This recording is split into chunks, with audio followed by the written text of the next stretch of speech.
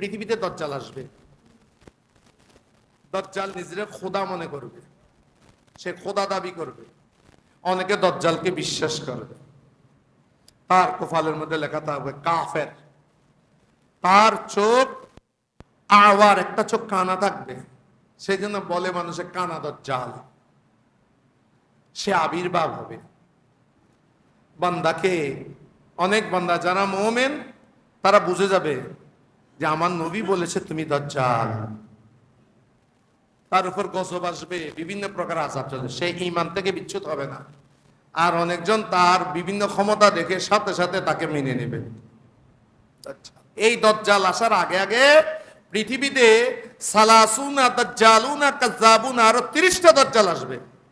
ওই দাজ্জালগুলো আর বড় দাজ্জালের পার্থক্য, বড় দাজ্জালে খোদা দাবি করবে, ছোট দাজ্জালগুলো নিজেদেরকে নবী দাবি করবে।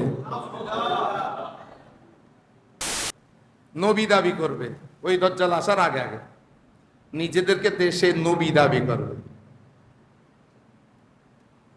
আবিসাহ, হঠাৎ কিয়ামত হবে। এই কিয়ামতটা কি হবে?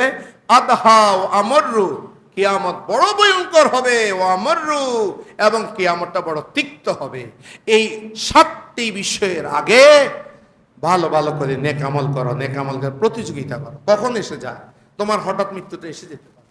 অতএব আমাদের অনেক যুবক ছেলেরা যাদের বয়স 14-15 হয়েছে, তোমরা মনে করছো নামাজ পড়ে বৃদ্ধকালে। আমাদের ছেলেদের একটা জিনিস এমন হয়ে গেছে, নামাজ দাড়ি এগুলা রাখতে হবে যে বৃদ্ধকালে।